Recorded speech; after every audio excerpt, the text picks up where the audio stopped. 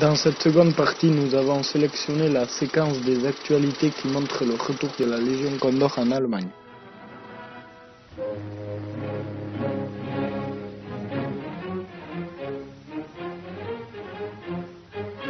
À la fin de la guerre d'Espagne, après le défilé de la victoire à Madrid du 19 mai 1939,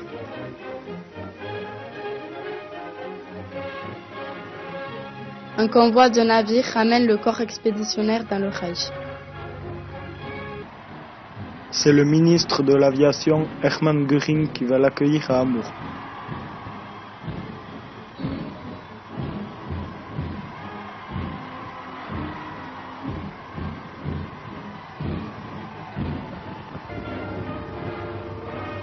La Légion Condor fut une unité aérienne qui combattit aux côtés des franquistes en conservant son autonomie. Elle arriva en Espagne début novembre 1936. Elle participa à presque toutes les opérations militaires de la guerre. C'est elle qui bombarda la ville de Guernica avec l'aide des avions italiens le 26 avril 1937.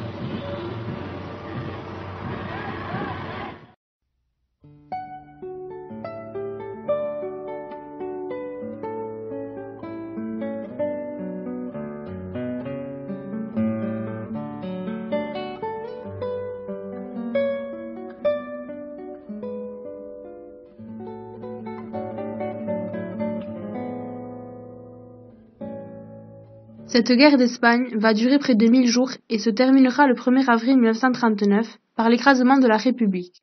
Au Pays Basque, elle dure un peu moins d'un an, avec la chute de Bilbao en juin 1937.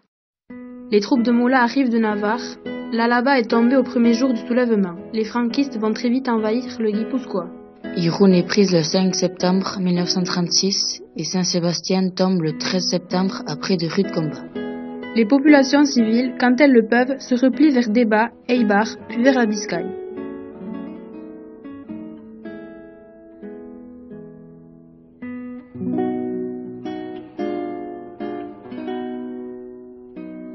Les franquistes sont arrêtés sur la route de Bilbao par une très forte résistance. Les républicains ne sont plus maîtres que de la Biscaye. Le front est gelé, l'offensive franquiste ne reprendra qu'au mois de mars 1937. Les républicains tentent de mettre sur pied une armée moderne et continuent de faire fonctionner les usines sidérurgiques de Bilbao et sa banlieue, Ortuella, Sestao, Baracaldo. Quelques bateaux de pêche sont armés pour s'opposer à la flotte franquiste forte de puissants navires de guerre. Le 6 octobre 1936, le Pays Basque est doté par Madrid de son statut d'autonomie. Le lendemain, le gouvernement est formé à Bilbao. Ce gouvernement est dirigé par un avocat, José Antonio Aguirre, membre du parti nationaliste basque, le plus important des partis politiques de cette époque, au Pays Basque. Il vient prêter serment à Guernica le 7 octobre. Une plaque posée sur un monolithe rappelle les mots prononcés par le lehendakari José Antonio Aguirre.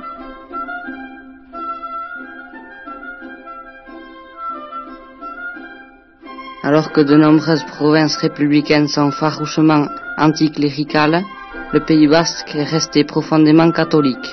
Franco fera fusiller 16 prêtres basques au cours du même mois d'octobre 1936. L'armée basque des Gudari, appelée Eusko Gudarostea, fut officiellement constituée le 25 septembre 1936. L'hymne officiel de l'Eusko Gudarostea fut Eusko Gudariak. Elle compte 79 bataillons formés par les partis politiques et les syndicats. Ils sont mal armés et peu entraînés. De plus, l'artillerie est très faible, l'aviation inexistante et l'armement est très disparate.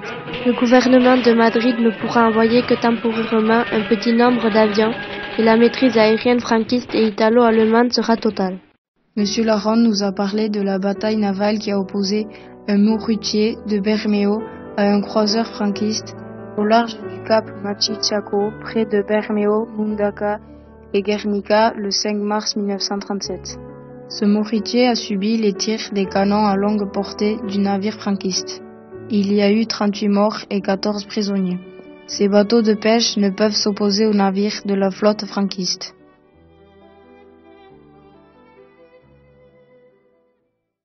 Le 31 mars 1937, Durango est bombardé.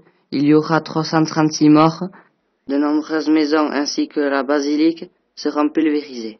Un nouveau bombardement de populations civiles est décidé par l'état-major de la Légion Condor avec l'autorisation de Franco et Mola. Les nazis veulent en observer les effets. Ce sera le bombardement de Guernica-Lumo, Guernica y Luno en espagnol. Guernica abrite sa propre population et un nombre important de réfugiés du Guipúzcoa. 2 bataillons de l'armée basque sont stationnés dans la zone.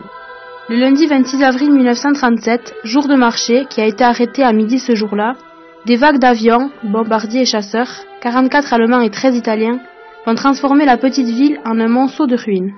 À 17h30, les premiers avions larguent des bombes explosives de 2 tonnes. La population occupe les abris ou s'enfuit dans les campagnes où elle est mitraillée. Puis les vagues de bombardiers se succèdent et envoient des bombes incendiaires sur la ville jusqu'à 20h. Un immense incendie s'étend dans les maisons calcinées. Les pompiers de Bilbao n'arriveront que le lendemain matin. La ville est détruite à 75%. On relève plus de 1600 morts et 800 blessés. Le nombre de disparus est inconnu.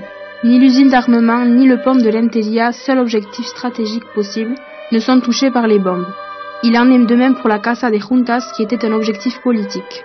Lundi soir, quand la nouvelle du bombardement arrive à Bilbao, George Steer, un journaliste anglais, se porte immédiatement à Guernica avec son photographe.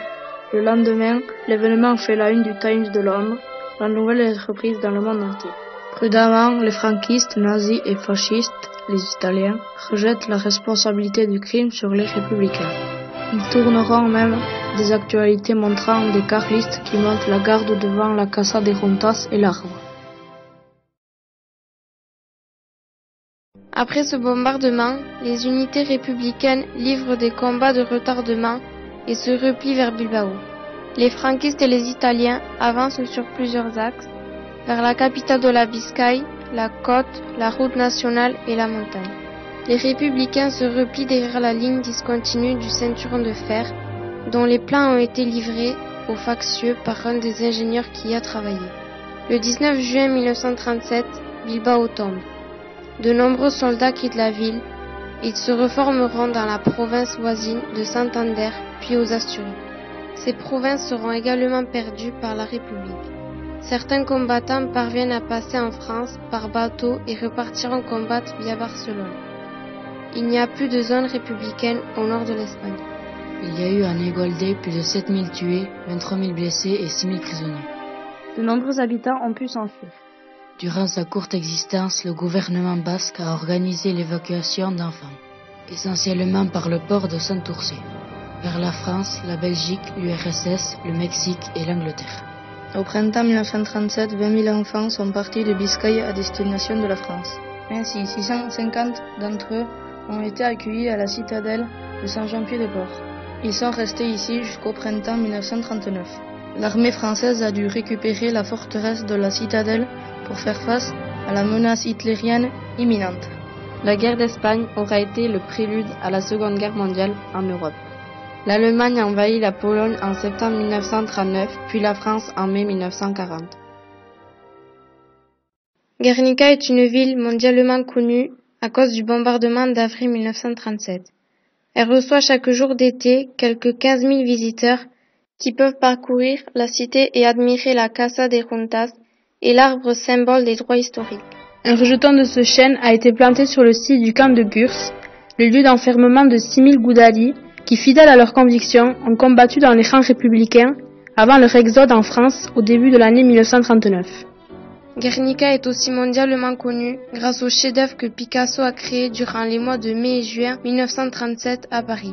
La toile a été exposée avec d'autres peintures et sculptures dans le pavillon espagnol de l'exposition universelle de Paris à l'été 1937. Picasso va exécuter l'ensemble, travaux, études, dessins et toiles en 2 mois. Il peint avec de la peinture vinylique de marque Ripollin, car il pense la peinture industrielle plus solide que celle qu'on emploie d'ordinaire. Le tableau est envoyé dans plusieurs pays d'Europe du Nord, puis en Angleterre où critiques et public commencent à y voir une œuvre remarquable, puis aux États-Unis où il va acquérir sa formidable renommée. Il devrait y rester selon la volonté de Picasso, jusqu'au retour des libertés démocratiques en Espagne. Le catalogue d'exposition du MoMA, Musée d'art moderne de New York, le présente comme le chef-d'œuvre de Pablo Picasso. Désormais tout est dit, car les États-Unis constituent un formidable porte-voix pour la notoriété de la toile. Après la guerre 39-45, elle reste en dépôt au MoMA à la demande de Picasso lui-même. Elle ne gagnera l'Espagne qu'après la mort de Franco en 1975. Mais Picasso, lui, ne reverra pas le tableau regagner l'Espagne car il est mort en 1973. Ce tableau, dont l'image termine notre travail, est devenu le symbole de la violence absolue et de la haine de la guerre.